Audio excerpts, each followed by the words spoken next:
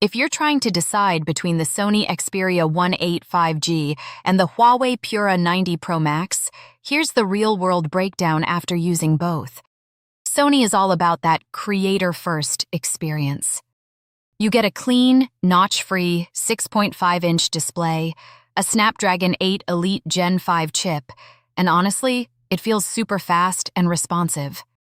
What stands out, though, is the 3.5mm headphone jack, microSD support, and that alpha-inspired camera system. It's clearly built for people who like control and natural-looking photos.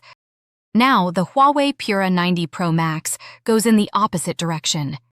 It's bigger, brighter, and more aggressive.